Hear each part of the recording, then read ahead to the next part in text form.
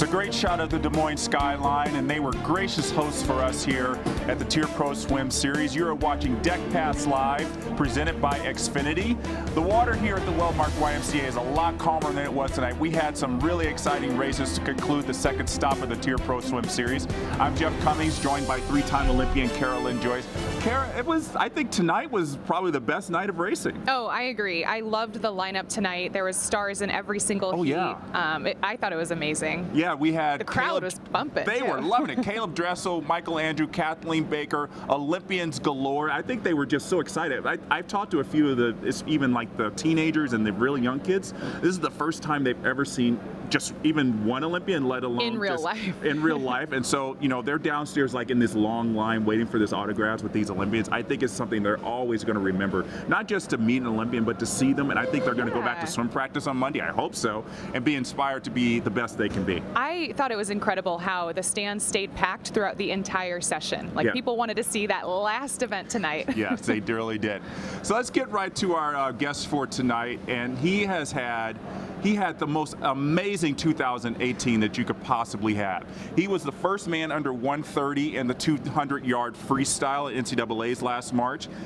He won his first national title when he won the 100 freestyle last summer. And he won his first individual medal on the international stage, and it just happened to be gold in this race right here. You see him down in lane 8, the 200 freestyle at the Short Course World Championships. Blake Pieroni is joining us right here on the Deck Pass Live desk. Blake, it's good to see you. Good to see you too. Wow, that race brings back some painful memories. Yeah, it probably isn't like exciting to watch. You probably remember the pain in your legs that you felt. That was the most painful race I've ever done in my career so far. Really? Yeah. I would imagine. Worse than the 129. Yeah, actually, because of the way I split it at that meet, by far. Yeah. You know, I think it's really interesting in the 200 free. I dabbled in the 200 free a little bit. My favorite lane to swim was lane 8. Yeah, you have control over the field. You can see everything. I mean, let's not pretend it wasn't a plan. I wasn't trying to get lane 8 in the morning, but that's how it happened, and yeah, it worked out well. What was it like for you to stand on the top of a podium at an international meet by yourself? Yeah, it was an amazing stepping stone for me.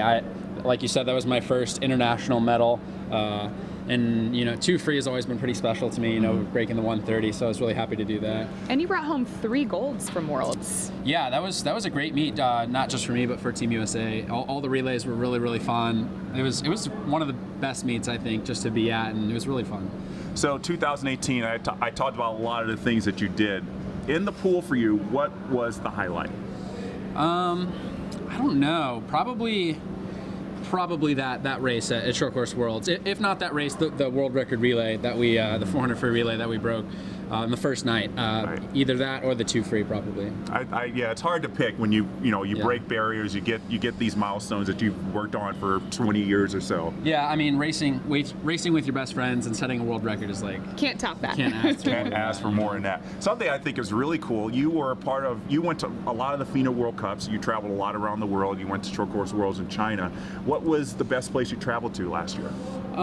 Best place in terms of my times or my favorite? No, your favorite place that you went to. I really enjoyed Singapore a lot. It was actually the last stop on the World Cup Series, and I think that was an amazing experience for me. I'm someone that has to race a lot, and short course meters is relatively new for me. You know, I'm used to yards, and getting all that racing in short course meters, I think, helped me for that winning 200 free at the end of the year. I hope you're not a gum chewer.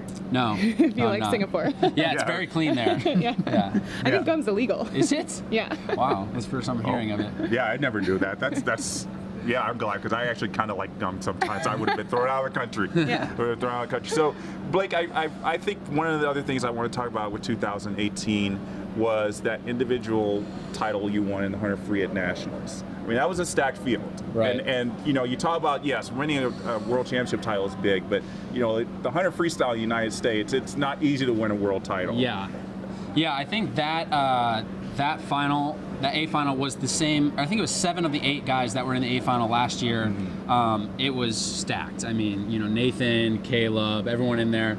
To win that was a huge stepping stone for me and a best time. So I was really happy with that. Yeah. And it was just right after you turned pro, which I talked to you last year about turning pro. You said it was a little bit of an adjustment, but you've got your pro team has kind of grown at Indiana University. You've got, like, not just you, Cody Miller, Margot Gear, Lily King's going to be joining you guys as a pro swimmer in just a few weeks. No, it's gonna get a lot bigger in a couple weeks.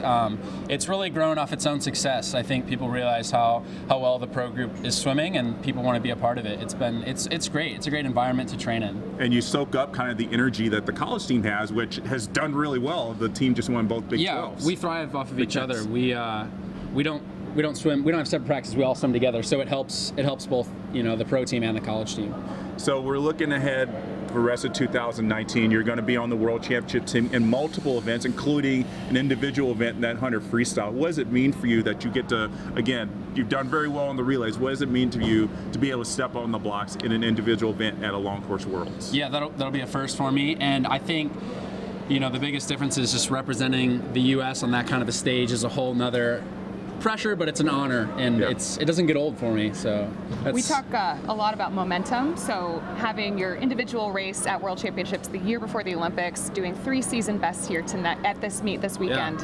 How does that feel, you know, for you over the next 15 months in your preparation and what you have planned? Yeah, it's amazing. I'm doing little, like you said, in-season best times, getting better every time I race is a big motivator for me, and it keeps me really hungry, and it's great. It's why I want to swim faster every time I swim. You know, it doesn't always happen like that, but it's nice when it does.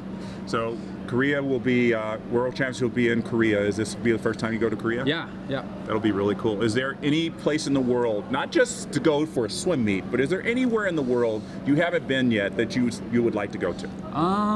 I don't know. I haven't really thought of it. Probably more of like a tropical place where I don't have to swim or something, like Bahamas or something. But you'll end up in the water. Yeah, you'll probably go for an ocean swim or something like that. Yeah, probably.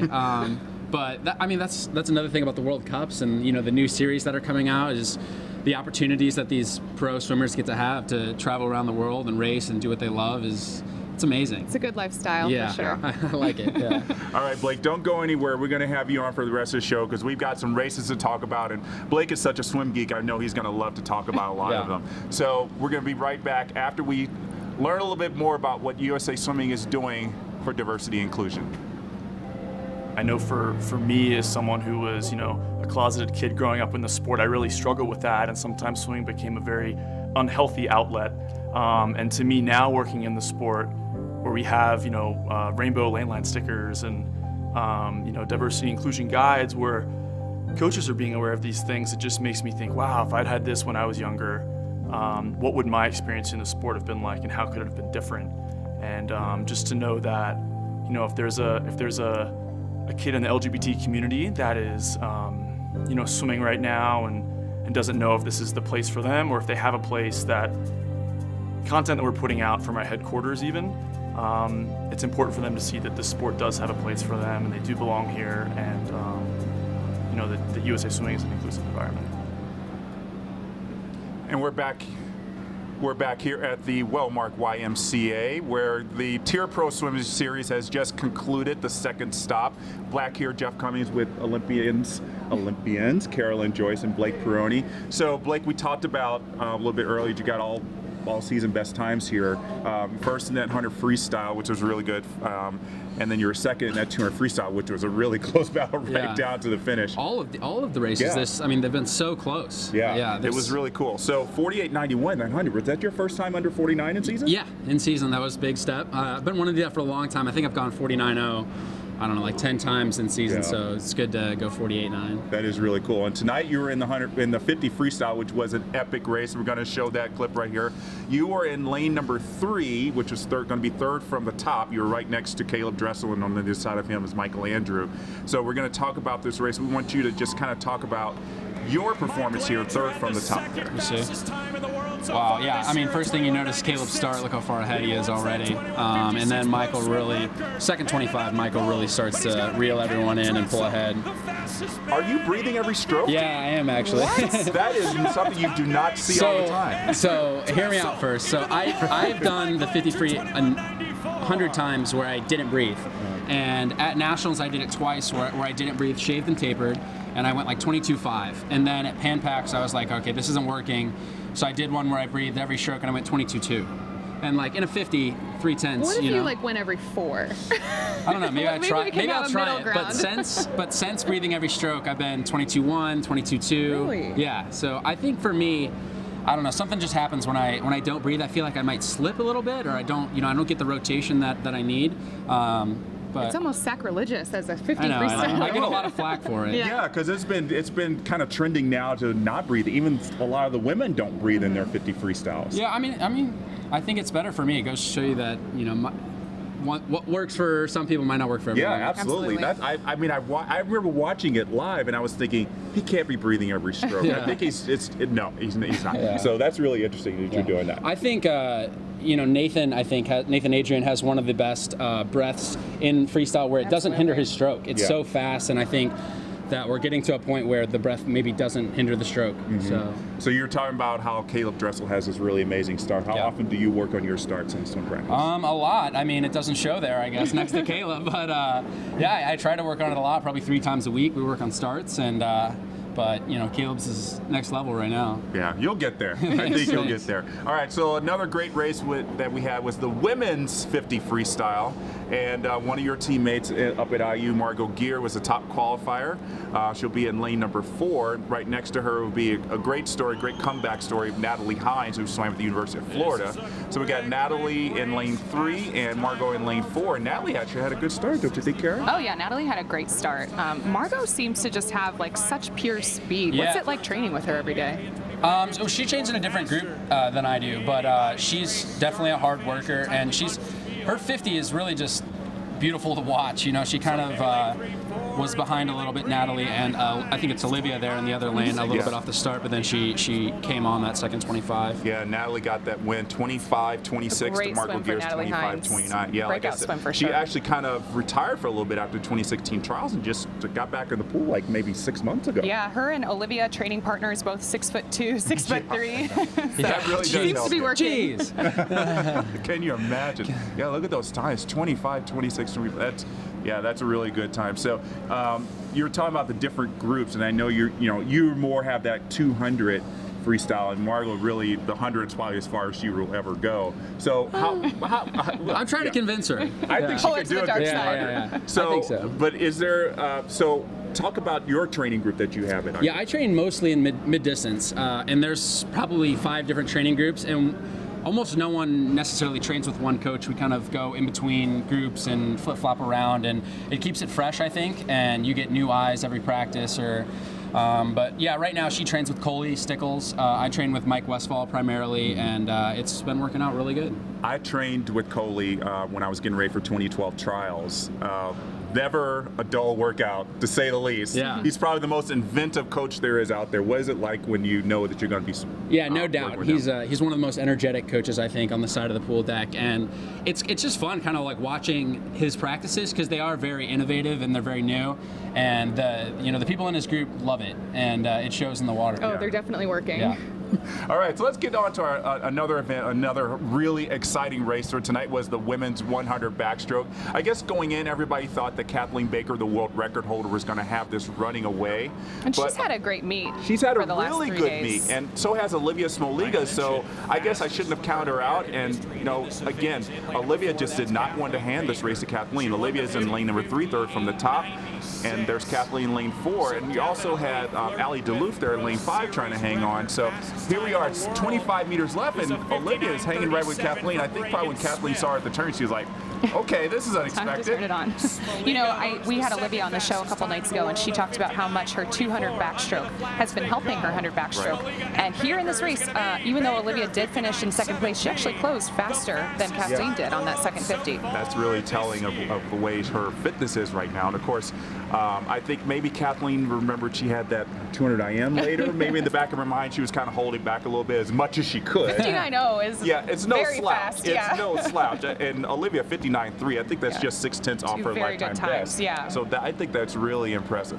So just Blake, really quick, I know you kind of, when in high school, you were more known for your 200 IM. Do you kind of do a lot of non-freestyle training? No, I've gone away from it a little bit. I'm trying to focus on freestyle, but kind of widening my range to 50, maybe even beyond the 200 in short course, but primarily freestyle right now. Okay. Yeah. Because I know I talked to a lot of freestylers who say they, you know, especially when you're this close to Olympic trials, you really want to get that focus. But they always say that, you know, their mind just needs a little change. Yeah, I don't mind going to distance group, you know, and sometimes doing some distance sets. I think it keeps me fresh and doing a different workout. I enjoy it. Are we going to see you in a 400, 800 anytime soon? No, definitely not long course. Yeah.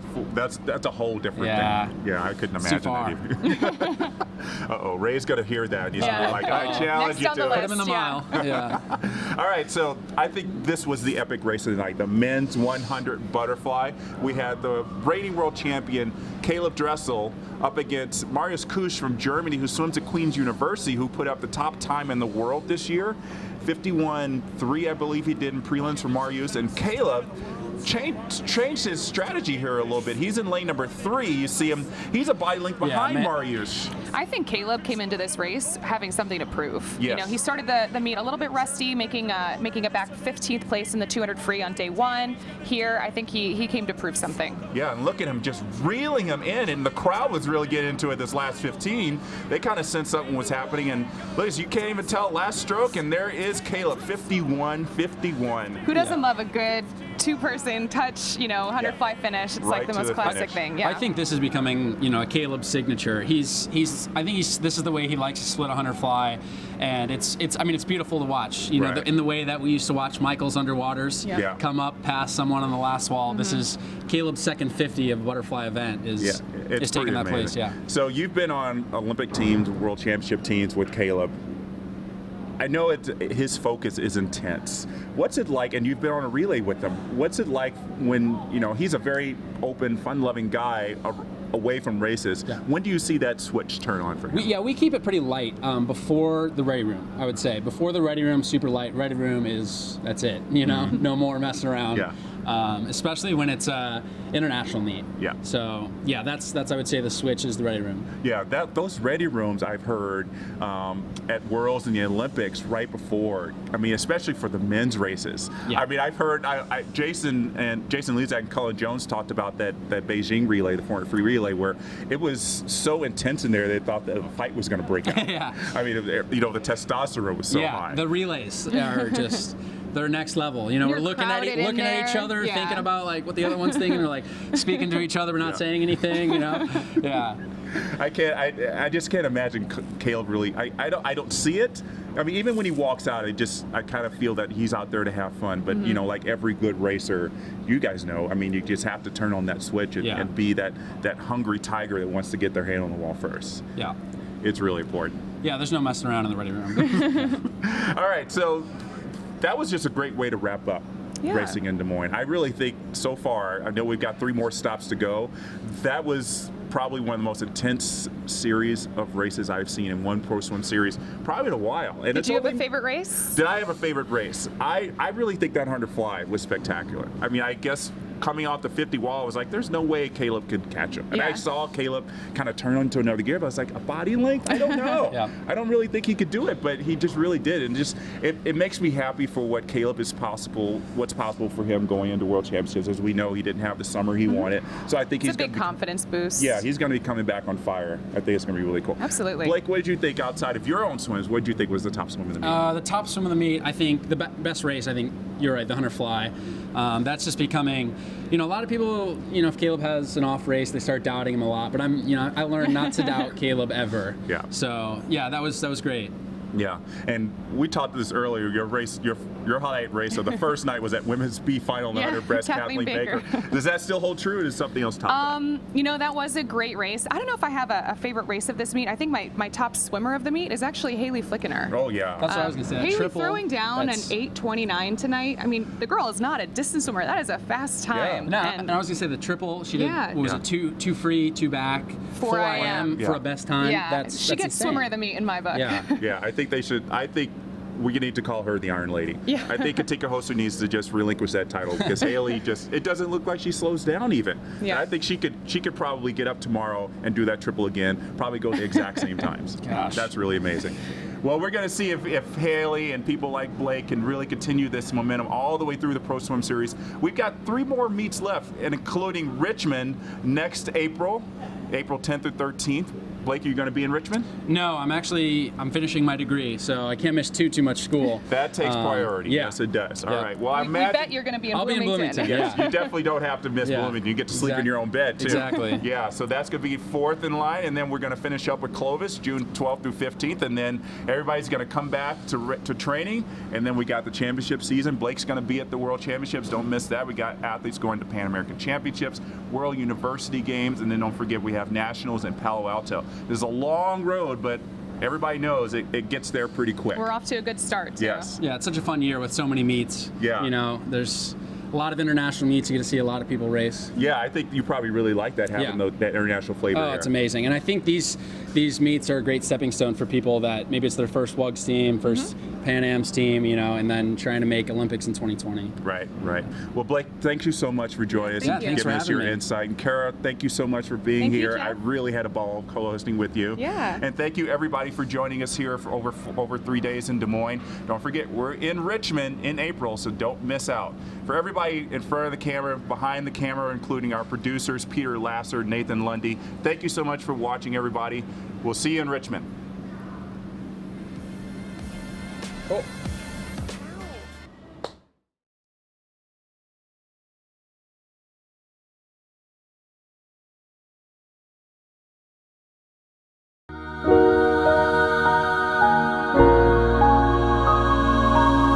Thank you.